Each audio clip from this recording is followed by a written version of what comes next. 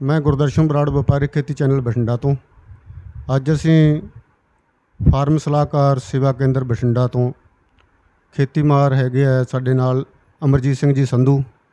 ਇਹਨਾਂ ਨਾਲ ਨਰਮੇ ਦੇ ਚਿੱਟੀ ਮੱਖੀ ਅਤੇ ਨਰਮੇ ਦੀਆਂ ਹੋਰ ਸਮੱਸਿਆਵਾਂ ਅਤੇ ਨਰਮੇ ਦੇ ਨਾਲ ਜੋ ਵੀ ਕਿਸਾਨਾਂ ਨੇ ਜੂਝਦੇ ਇਸ ਟਾਈਮ 'ਤੇ ਸੰਘਰਸ਼ ਦੇ ਵਿੱਚ ਉਹ ਕਿਸ ਤਰੀਕੇ ਨਾਲ ਨਰਮੇ ਦੀ ਫਸਲ ਨੂੰ ਵਧੀਆ ਤਰੀਕੇ ਨਾਲ ਜਾਂ ਸੌਖੇ ਤਰੀਕੇ ਨਾਲ ਆਪਣੇ ਕੀੜਿਆਂ 'ਤੇ ਕੰਟਰੋਲ ਕਰ ਸਕਦੇ ਆ। ਡਾਕਟਰ ਸਾਹਿਬ ਸਵਾਗਤ ਹੈ ਤੁਹਾਡਾ ਵਪਾਰਿਕ ਖੇਤੀ ਚੈਨਲ। शुक्रिया जी। ਡਾਕਟਰ ਸਾਹਿਬ ਇਸ ਟਾਈਮ 'ਤੇ ਚਿੱਟੀ ਮੱਖੀ ਦਾ ਹਮਲਾ ਹੈ, ਕਾਫੀ ਸਪਰੇਆਂ ਫਾਰਮਰ ਕਰ ਚੁੱਕੇ ਹੈ ਅਤੇ ਹੁਣ ਅੱਗੇ ਕੀ ਸਲਾਹ ਦਿੰਦੇ ਹੋ ਖੇਤੀਬਾੜੀ ਯੂਨੀਵਰਸਿਟੀ ਵੱਲੋਂ ਤੁਹਾਡੀ? ਪਹਿਲਾਂ ਤਾਂ ਬਰਾੜ ਸਾਹਿਬ ਮੈਂ ਤੁਹਾਨੂੰ ਇਹ ਗੱਲ ਕਰਨੀ ਚਾਹੁੰਦਾ ਕਿ ਇਸ ਵਾਰ ਨਰਮੇ ਦੀ ਫਸਲ 'ਤੇ ਅਸੀਂ ਜਿਹੜੀ ਸਮੱਸਿਆ ਸੋਚ ਕੇ ਚੱਲੇ ਸੀ ਜਾਂ ਕਿਸਾਨ ਸੋਚਦੇ ਸੀਗੇ, ਕਿਉਂਕਿ ਪਿਛਲੀ ਵਾਰੀ ਗੁਲਾਬੀ ਸੁੰਡੀ ਦਾ ਹਮਲਾ ਹੋਇਆ ਸੀ ਅਤੇ ਖੇਤੀਬਾੜੀ ਵਿਭਾਗ, ਪੰਜਾਬ ਖੇਤੀਬਾੜੀ ਯੂਨੀਵਰਸਿਟੀ, ਸਾਰੇ ਖੇਤੀ ਦੇ ਨਾਲ ਸੰਬੰਧਿਤ ਜਿਹੜੇ ਵਿਗਿਆਨਕ ਨੇ ਸਾਰਿਆਂ ਦਾ ਧਿਆਨ ਇਸੇ ਵੱਲ ਸੀ ਵੀ ਗੁਲਾਬੀ ਸੁੰਡੀ ਦੀ ਰੋਕਥਾਮ ਕਰਕੇ ਨਰਮੇ ਦੀ ਜਿਹੜੀ ਪੈਦਾਵਾਰ ਹੈ ਉਹ ਕਰਨੀ ਹੈ ਤਾਂ ਕਿ ਕਿਸਾਨ ਨੂੰ ਘਾਟਾ ਨਾ ਪਵੇ, ਨਰਮੇ ਦੀ ਭਰਪੂਰ ਫਸਲ ਹੋਵੇ। ਪਰ ਗੁਲਾਬੀ ਸੁੰਡੀ ਦੀ ਤਾਂ ਅਜੇ ਚਲੋ ਅਸੀਂ ਹੁਣ ਇਸ ਤੋਂ ਅੱਗੇ ਜੂਝਣਾ, ਉਹਦੇ ਨਾਲ ਸਾਨੂੰ ਇੱਕ ਨਵੀਂ ਸਮੱਸਿਆ ਆ ਗਈ ਹੈ ਇਸ ਵਾਰੀ ਫਿਰ, ਜਿਹੜੀ 2015 ਦੇ ਵਿੱਚ ਬਹੁਤ ਗੰਭੀਰ ਹੋਈ ਸੀ, ਉਹ ਸੀ ਚਿੱਟੀ ਮੱਖੀ ਦੀ। ਚਿੱਟੀ ਮੱਖੀ ਇਸ ਸਾਲ ਸ਼ੁਰੂ ਦੇ ਵਿੱਚ ਹੀ ਉਹਦੀ ਗਿਣਤੀ ਜ਼ਿਆਦਾ ਵੱਧ ਗਈ ਔਰ ਕਿਉਂਕਿ ਨਰਮਾ ਉਹਦਾ ਜਿਹੜਾ ਬਹੁਤ ਹੀ ਜ਼ਿਆਦਾ ਮਨਪਸੰਦ ਹੋਸਟ ਕਹਿ ਲਈਏ ਜਾਂ ਜਿੱਥੇ ਉਹਨੇ ਫੀਡ ਕਰਨਾ ਹੈ ਉਹ ਪੌਦਾ ਕਹਿ ਲਈਏ, ਨਰਮੇ 'ਤੇ ਜਦੋਂ ਉਹਦੀ ਗਿਣਤੀ ਵਧੀ ਤਾਂ ਉਹਦੇ ਨਾਲ ਸਾਨੂੰ ਇੱਕ ਸਮੱਸਿਆ ਹੋਰ ਆ ਗਈ, ਨਾਲ ਇੱਕ ਲੀਫ ਕਰਲ ਬਿਮਾਰੀ ਆ ਪੱਤਾ ਮਰੋੜ ਦੀ, ਉਹ ਵੀ ਨਾਲ ਜ਼ਿਆਦਾ ਚਿੱਟੀ ਮੱਖੀ ਹੋਣ ਕਰਕੇ ਨਾਲ ਹੀ ਉਹ ਜ਼ਿਆਦਾ ਬਿਮਾਰੀ ਵੀ ਫੈਲ ਗਈ। ਹੁਣ ਅਸੀਂ ਅੱਜ ਦੀ ਤਰੀਕ ਦੇ ਵਿੱਚ ਅਗਸਤ ਦੇ ਪਹਿਲੇ ਹਫ਼ਤੇ ਅੱਜ ਆਪਾਂ ਇਹ ਗੱਲਬਾਤ ਨਰਮੇ ਬਾਬਤ ਕਰ ਰਹੇ ਹਾਂ ਅਤੇ ਜਿਹੜੀ ਚਿੱਟੀ ਮੱਖੀ ਸੀਗੀ ਉਹਦੀ ਸਮੱਸਿਆ ਤਕਰੀਬਨ ਅੱਧ ਜੂਨ ਤੋਂ ਕਹਿ ਲਈਏ ਕਿ ਅਸੀਂ ਖੇਤਾਂ 'ਚ ਵੇਖਣੀ ਸ਼ੁਰੂ ਕੀਤੀ। ਜੂਨ ਦੇ ਅਖੀਰ ਦੇ ਵਿੱਚ ਉਹ ਕਈਆਂ ਖੇਤਾਂ ਦੇ ਵਿੱਚ ਉਹਦਾ ਹਮਲਾ ਜ਼ਿਆਦਾ ਵੀ ਹੋ ਗਿਆ ਅਤੇ ਜੁਲਾਈ ਦੇ ਵਿੱਚ ਕਈਆਂ ਥਾਵਾਂ 'ਤੇ ਨੁਕਸਾਨ ਵੀ ਹੋਇਆ। ਚਿੱਟੀ ਮੱਖੀ ਨੇ ਜੋ ਨੁਕਸਾਨ ਕੀਤਾ ਹੀ ਕੀਤਾ, ਨਾਲ ਉਹਦੇ ਨਾਲ ਲੀਫ ਕਰਲ ਜਿਹੜੀ ਬਿਮਾਰੀ ਸੀ ਉਹ ਆਈ। ਠੀਕ ਹੈ, ਕਿਸਾਨ ਵੀਰਾਂ ਨੇ ਸਪਰੇਆਂ ਕੀਤੀਆਂ, ਕਈਆਂ ਥਾਵਾਂ 'ਤੇ ਕੰਟਰੋਲ ਵੀ ਹੋ ਗਈ ਆ, ਕਈਆਂ ਥਾਵਾਂ 'ਤੇ ਅਜੇ ਵੀ ਉਹਦੀ ਜਿਹੜੀ ਗਿਣਤੀ ਹੈ ਕਾਫੀ ਆ। ਸੋ ਸਭ ਤੋਂ ਜਿਹੜੀ ਜ਼ਰੂਰੀ ਗੱਲ ਇਹ ਆ ਕਿ ਇਸ ਵੇਲੇ ਸਾਨੂੰ ਨਰਮੇ ਦੇ ਵਿੱਚ ਚਿੱਟੀ ਮੱਖੀ ਦਾ ਹਮਲਾ ਜਿਹੜਾ ਉਹਨੂੰ ਨਿਯੰਤਰਣ ਕਰਨ ਦੀ ਲੋੜ ਆ। ਇਹ ਰਸ ਚੂਸਣ ਵਾਲਾ ਕੀੜਾ, ਇਹਦਾ ਖਾਤਮਾ ਨਹੀਂ ਹੋ ਸਕਦਾ। ਇੱਕ ਧਿਆਨ ਦੇਣ ਯੋਗ ਗੱਲ ਆ, ਕੰਟਰੋਲ ਕਰਨਾ, ਖਾਤਮਾ ਕਰਨ ਦੀ ਕੋਸ਼ਿਸ਼ ਨਹੀਂ ਕਰਨੀ। ਕੰਟਰੋਲ ਦਾ ਮਤਲਬ ਇਹ ਹੈ ਕਿ ਥੋੜ੍ਹਾ ਬਹੁਤਾ ਕੀੜਾ ਉੱਥੇ ਜੇ ਬਚਿਆ ਰਹਿੰਦਾ ਕੋਈ ਗੱਲ ਨਹੀਂ, ਬੂਟੇ ਦਾ ਵਾਧਾ ਵਿਕਾਸ ਆ ਜਿਹੜਾ ਉਹ ਭਰਪੂਰ ਅਤੇ ਵਧੀਆ ਹੋਣਾ ਚਾਹੀਦਾ ਤਾਂ ਕਿ ਉਹਨੂੰ ਇਹਨਾਂ ਦਿਨਾਂ 'ਚ, ਕਿਉਂਕਿ ਹੁਣ ਤੁਸੀਂ ਇਹ ਮੰਨ ਕੇ ਚੱਲੋ ਜਦੋਂ ਹੀ ਬਰਸਾਤ ਹੋ ਕੇ ਹਟੀ ਆ, ਮਾੜਾ ਜਿਹਾ ਵੀ ਮੌਸਮ ਖੁਸ਼ਕ ਹੋਇਆ ਅਤੇ ਜਦੋਂ ਹਵਾ ਵਗੀ ਅਤੇ ਨਰਮੇ ਨੇ ਇੱਕਦਮ ਫੁੱਲ ਲੈਣੇ ਆ, ਕਿਉਂਕਿ ਸਮਾਂ ਆ ਗਿਆ। ਇਹ ਦੋਗਲੀਆਂ ਕਿਸਮਾਂ ਨੇ, ਇਹਨਾਂ ਦਾ ਸਮਾਂ ਆ ਗਿਆ ਹੁਣ ਫੁੱਲ ਲੈਣ ਦਾ। ਜਦੋਂ ਪੌਦੇ ਨੇ ਫੁੱਲ ਲੈਣਾ ਤਾਂ ਉਸ ਵੇਲੇ ਉਹਦੀ ਜਿਹੜੀ ਸਿਹਤ ਹੈ ਪੌਦੇ ਦੀ ਉਹ ਸਹੀ ਅਤੇ ਤੰਦਰੁਸਤ ਵਧੀਆ ਹੋਣੀ ਚਾਹੀਦੀ ਹੈ, ਰਿਸ਼ਟ ਪੁਸ਼ਟ ਪੌਦਾ ਹੋਣਾ ਚਾਹੀਦਾ। ਇਸ ਕਰਕੇ ਜਿਹੜੇ ਵੀ ਖੇਤਾਂ ਦੇ ਵਿੱਚ ਅਜੇ ਤੱਕ ਚਿੱਟੀ ਮੱਖੀ ਦਾ ਹਮਲਾ ਆਰਥਿਕ ਕਾਰ ਤੋਂ ਜ਼ਿਆਦਾ ਵਾ, ਉਹਨੂੰ ਸਪਰੇਅ ਕਰਕੇ ਅਸੀਂ ਥੱਲੇ ਲੈ ਕੇ ਆਉਣਾ। ਇਹ ਸਭ ਤੋਂ ਪਹਿਲੀ ਸਲਾਹ ਕਿਸਾਨ ਵੀਰਾਂ ਨੂੰ। ਇਹਦੇ ਵਾਸਤੇ ਜਿਹੜੀ ਸਪਰੇਆਂ ਕਰਨੀਆਂ ਉਹਦੇ ਵਿੱਚ ਜੇ ਹਮਲਾ ਬਹੁਤ ਜ਼ਿਆਦਾ ਆ ਜੇ ਤਾਂ ਅਸੀਂ ਸਫੀਨਾ 400 ml ਕਰਨੀ ਹੈ। ਜੇ ਸਾਡੇ ਹਮਲਾ ਜਿਹੜਾ ਦਰਮਿਆਨਾ ਹੈ ਫਿਰ ਅਸੀਂ ਪੋਲੋ ਆ ਜਿਹੜੀ 200 ਗ੍ਰਾਮ, ਲੈਨੋ ਜਿਹੜੀ ਹੈ ਉਹ 500 ਮਿਲੀਲੀਟਰ ਜਾਂ ਓਸ਼ਿਨ 60 ਗ੍ਰਾਮ, ਅਸੀਂ ਇਹਨਾਂ ਦਵਾਈਆਂ ਨੂੰ ਤਰਜੀਹ ਦੇਣੀ ਹੈ। ਇਸ ਕਰਕੇ ਇਹਨਾਂ 'ਚੋਂ ਕੋਈ ਦਵਾਈ ਆਪਦੇ ਖੇਤ ਦੇ ਵਿੱਚ ਚਿੱਟੀ ਮੱਖੀ ਦੀ ਗਿਣਤੀ ਨੂੰ ਲੈ ਕੇ ਆਪਾਂ ਸਪਰੇਅ ਕਰਕੇ ਚਿੱਟੀ ਮੱਖੀ ਦਾ ਹਮਲਾ ਘੱਟ ਕਰਨਾ ਹੈ। ਪੌਦਾ ਰਿਸ਼ਟ ਪੁਸ਼ਟ ਵੀ ਹੋਊਗਾ ਅਤੇ ਨਾਲ ਜਿਹੜੀ ਲੀਫ ਕਰਲ ਬਿਮਾਰੀ ਜਿਹੜੀ ਫੈਲ ਰਹੀ ਹੈ ਇਸ ਕੀੜੇ ਕਰਕੇ ਉਹਦੇ ਉੱਤੇ ਵੀ ਥੋੜ੍ਹੀ ਲਗਾਮ ਲੱਗੂਗੀ।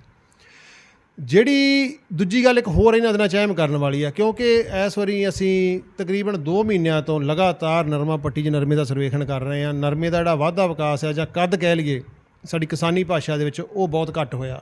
ਕਹਿਣ ਦਾ ਭਾਵ ਆ ਬੂਟੇ ਨੇ ਜਿੰਨੀ ਇਸ ਵੇਲੇ ਲੰਬਾਈ ਜਾਂ ਚੌੜਾਈ ਪੌਦੇ ਨੇ ਲੈਣੀ ਸੀਗੀ, ਜਿੰਨਾ ਪੌਦੇ ਦਾ ਵਾਧਾ ਵਿਕਾਸ ਫੈਲਾਅ ਹੋਣਾ ਸੀ, ਉਹ ਇਸ ਵਾਰੀ ਅਜੇ ਤੱਕ ਨਹੀਂ ਹੋਇਆ। ਜਾਂ ਕਹਿ ਲਓ ਕਿ 10% ਖੇਤਾਂ 'ਚ ਹੋਇਆ, 90% ਖੇਤਾਂ ਦੇ ਵਿੱਚੋਂ ਨਹੀਂ ਹੋਇਆ।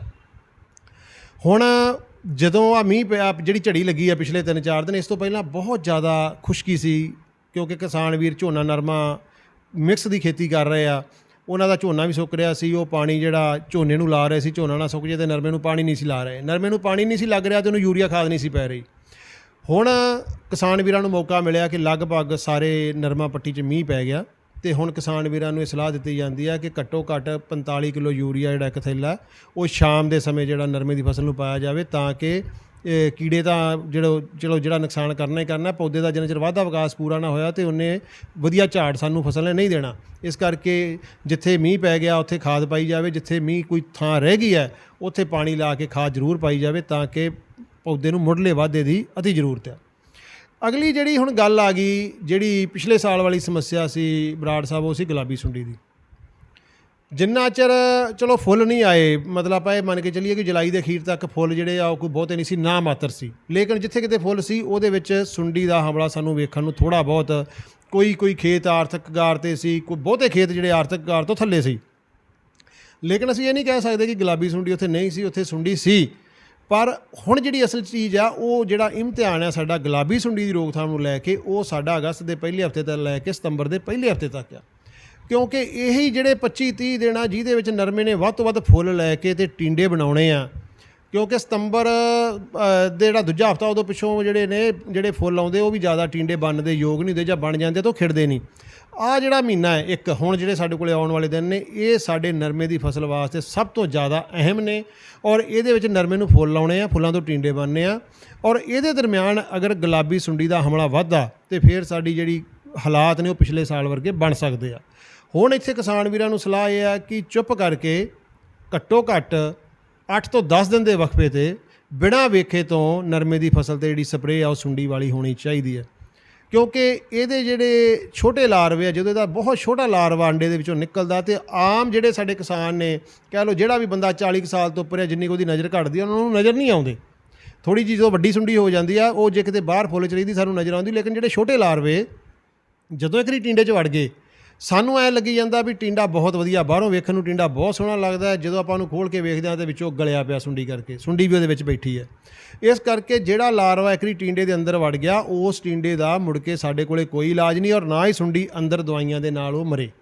ਇਸ ਕਰਕੇ ਅਸੀਂ ਚੁੱਪ ਕਰਕੇ 8 ਤੋਂ 10 ਦਿਨ ਦੇ ਵਕਫੇ 'ਤੇ ਅਸੀਂ ਲਗਾਤਾਰ ਜਿਹੜੀਆਂ ਸੁੰਡੀ ਨੂੰ ਮਾਰਨ ਵਾਲੀਆਂ ਦਵਾਈਆਂ ਉਹ ਵਰਤਾਓ ਉਹਨਾਂ ਦਾ ਕਰਨਾ।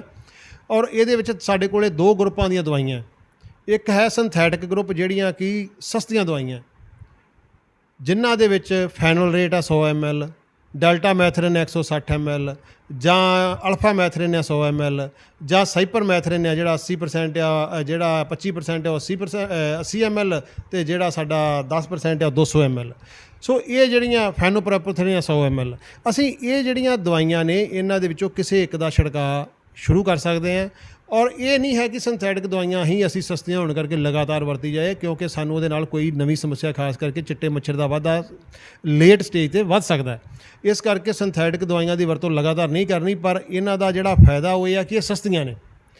ਦੂਜਾ ਜਿਹੜਾ ਸਾਡਾ ਗਰੁੱਪ ਆ, ਉਹਦੇ ਵਿੱਚ ਸਾਡੇ ਕੋਲੇ ਫੇਮ ਹੈ 40 ml, ਜਾਂ ਸਾਡੇ ਕੋਲੇ ਥਾਇਓਡੀਕਾਰਬ ਹੈ 250 ਗ੍ਰਾਮ, ਜਾਂ ਸਾਡੇ ਕੋਲੇ ਕਿਊਰਾ ਕਰਾਣਾ 500 ml, ਜਾਂ ਸਾਡੇ ਕੋਲੇ ਐਮੀਮੈਕਟਨ ਬੈਂਜੋਏਟ ਜਿਹੜਾ ਪ੍ਰੋਕਲੇਮ ਦੇ ਨਾਂ 'ਤੇ ਆਉਂਦਾ ਉਹ ਆ 100 ਗ੍ਰਾਮ। ਇਹ ਵੀ ਦਵਾਈਆਂ ਗੁਲਾਬੀ ਸੁੰਡੀ ਦੀ ਰੋਕਥਾਮ ਵਾਸਤੇ ਸਾਡੀਆਂ ਸਿਫਾਰਿਸ਼ ਹੈ। ਇੱਕ ਵਾਰੀ ਅਸੀਂ ਉਸ ਗਰੁੱਪ 'ਚੋਂ ਦਵਾਈ ਕਰ ਸਕਦੇ ਹਾਂ, ਔਰ ਅਗਲੀ ਵਾਰੀ ਅਸੀਂ ਦੂਜੇ ਗਰੁੱਪ 'ਚੋਂ ਦਵਾਈ ਕਰ ਸਕਦੇ ਹਾਂ।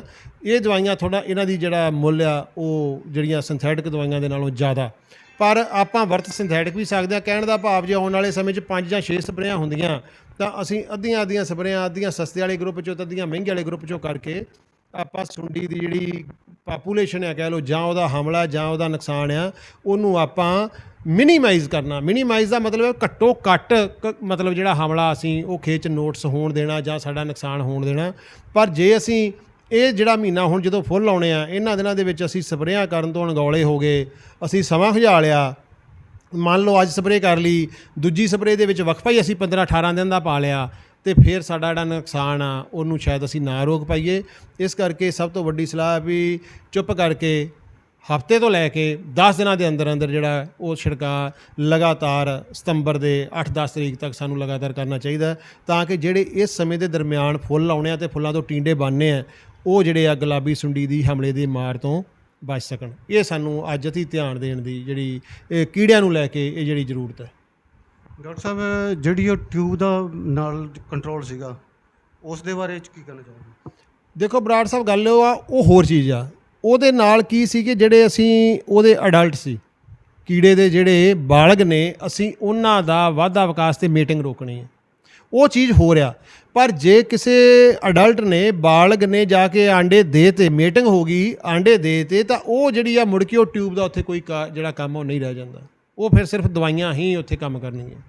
ਡਾਕਟਰ ਸਾਹਿਬ ਐਤਕੀ ਜਿਹੜਾ ਸਤੰਬਰ ਵਾਲਾ ਕੀੜਾ ਹੈ ਚਿੱਟਾ ਮੱਛਰ, ਉਹ ਅਗੇਤਾ ਆਉਣ ਦਾ ਕੀ ਕਾਰਨ ਸਮਝਦੇ ਹੋ?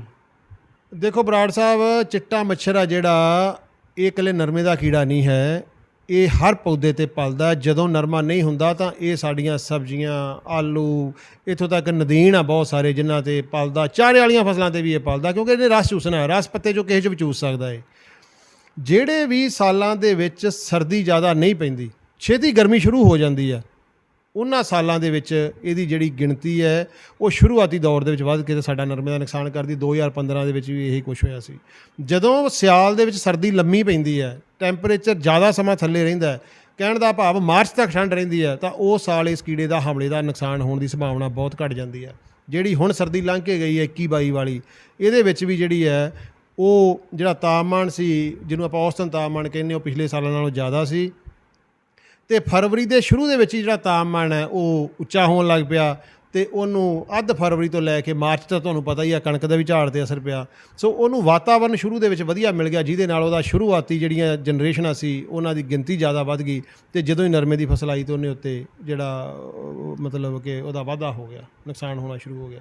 ਕਿਉਂਕਿ ਜਿਹੜੀ ਅਕਤੂਬਰ ਨਵੰਬਰ ਦੇ ਵਿੱਚ ਚਿੱਟੇ ਮੱਛਰ ਦੀ ਹੁੰਦੀ ਆ ਨਾ ਪਾਪੂਲੇਸ਼ਨ ਜਾਂ ਗਿਣਤੀ, ਜਦੋਂ ਅਸੀਂ ਨਰਮੇ ਦੀ ਕਟਾਈ ਕਰ ਲੈਂਦੇ ਹਾਂ, ਛਟੀਆਂ ਵੱਢੀਆਂ ਗਈਆਂ ਜਾਂ ਤੁਸੀਂ ਵਾਹ ਕੇ ਜ਼ਮੀਨ 'ਚ ਰਲਾਤਾ, ਅਤੇ ਉਦੋਂ ਪਿੱਛੋਂ ਜਿਹੜਾ ਚਿੱਟਾ ਮੱਛਰ ਆ ਉਹ ਸਬਜ਼ੀਆਂ 'ਤੇ ਜਾਂ ਬਾਕੀ ਜਿਹੜੇ ਨਦੀਨ ਨੇ, ਨਦੀਨਾਂ ਦੇ ਪੌਦੇ ਆ, ਉਹਨਾਂ 'ਤੇ ਪਾਲਣਾ ਸ਼ੁਰੂ ਹੋ ਜਾਂਦਾ। ਅਤੇ ਉਦੋਂ ਤੋਂ ਲੈ ਕੇ ਅਪ੍ਰੈਲ ਤੱਕ ਇਹ ਲਗਭਗ ਸਬਜ਼ੀਆਂ 'ਤੇ ਜਿਹੜੇ ਨਦੀਨਾਂ ਦੇ ਬੂਟੇ ਆ ਇਹ ਉਹਨਾਂ 'ਤੇ ਹੀ ਪਲਦਾ। ਪਰ ਜਿਹੜੇ ਸਾਲ ਸਰਦੀ ਜ਼ਿਆਦਾ ਹੋ ਜਾਂਦੀ ਹੈ ਉਦੋਂ ਇਹਦੀ ਗਿਣਤੀ ਜਿਹੜੀ ਹੈ ਬਹੁਤ ਥੱਲੇ ਚਲੀ ਜਾਂਦੀ ਹੈ।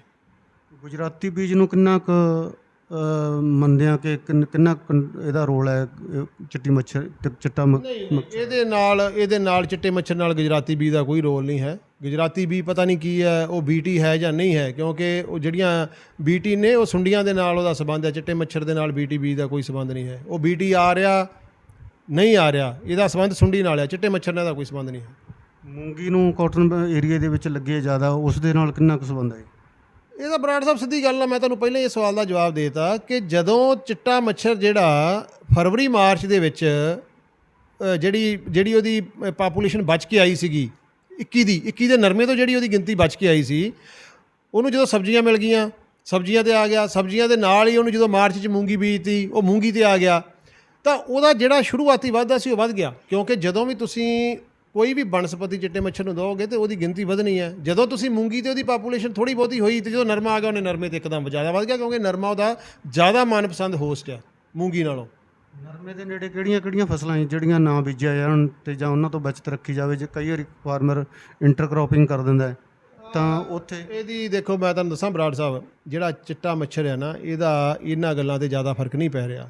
ਹੁਣ ਜਿੱਥੇ ਫਸਲਾਂ ਬੀਜੀਆਂ ਸੀ, ਜਿਵੇਂ ਮੂੰਗੀ ਹੈ, ਅਸੀਂ ਕਹਿੰਦੇ ਮੂੰਗੀ, ਭਿੰਡੀ ਜਾਂ ਇਹੋ ਜਿਹੀਆਂ ਚੀਜ਼ਾਂ ਮਤਲਬ ਕਿ ਨਰਮੇ ਦੇ ਵਿੱਚ ਨਾ ਬੀਜੋ, ਜਾਲੇ ਦੁਆਲੇ ਨਾ ਬੀਜੋ। ਪਰ ਜਿੱਥੇ ਨਹੀਂ ਬੀਜੀਆਂ ਸੀ, ਵਾਈਟ ਫਲਾਈ ਉੱਥੇ ਵੀ ਹੈ, ਜਿੱਥੇ ਬੀਜੀਆਂ ਸੀ ਉੱਥੇ ਵੀ ਆ। ਇਹ ਨਹੀਂ ਹੈ, ਮੈਂ ਤੁਹਾਨੂੰ ਕਹਿ ਰਿਹਾ ਕਿ ਇਹਦਾ ਸਿੱਧਾ ਲਿੰਕ ਹੈਗਾ ਕਿ ਪਿੱਛੋਂ ਕਿੰਨੀ ਪਾਪੂਲੇਸ਼ਨ ਆ ਰਹੀ ਆ ਅਤੇ ਉਹ ਸਿਆਲ ਦੇ ਵਿੱਚ ਸਰਦੀ ਕਿੰਨੀ ਕੁ। ਇਹ ਚੀਜ਼ 'ਤੇ ਨਿਰਭਰ ਕਰਦਾ, ਨਾ ਕਿ ਆਪਾਂ ਇਹ ਕਹਿ ਲਈਏ ਵੀ ਜਿੱਥੇ ਮੂੰਗੀ ਜਿੱਥੇ ਨਹੀਂ ਸੀ ਵੀ ਉੱਥੇ ਮੱਛਰ ਨਹੀਂ ਸੀ, ਜਾਂ ਜਿੱਥੇ ਕਿਸੇ ਨੇ ਭਿੰਡੀ ਬੀਜੀ ਆ ਉੱਥੇ ਹੈਗਾ ਸੀ, ਦੂਜੇ ਖੇਤਾਂ 'ਚ ਨਹੀਂ ਹੈਗਾ। ਇਸ ਤਰ੍ਹਾਂ ਨਹੀਂ, ਪਰ ਇਹ ਜ਼ਰੂਰ ਆ ਕਿ ਜਦੋਂ ਤੁਸੀਂ ਨਰਮਾ ਬੀਜਿਆ ਅਤੇ ਜਿਹੜਾ ਉਹਦੇ ਵਿੱਚ ਕੋਈ ਇੰਟਰਕ੍ਰੋਪ ਕਰ ਦਿੰਦੇ ਹੋ, ਉਹਦਾ ਵਾਧਾ ਵਿਕਾਸ ਜ਼ਿਆਦਾ ਹੁੰਦਾ, ਅਤੇ ਸ਼ੁਰੂਆਤ ਦੇ ਵਿੱਚ ਇੱਕ ਵਾਰੀ ਕੀੜੇ ਨੂੰ ਉੱਥੇ ਫਲਣ ਫੁੱਲਣ ਦਾ ਮੌਕਾ ਜ਼ਰੂਰ ਮਿਲ ਜਾਂਦਾ। ਡਾਕਟਰ ਸਾਹਿਬ, ਦੇਸੀ ਟੋਟਕੇ ਜਿਹੜੇ ਹੈਗੇ ਆ ਉਹ ਚੱਲ ਰਹੇ ਆ, ਕੋਈ ਪਾਥੀਆਂ ਦੀ ਸਪਰੇਅ, ਕੋਈ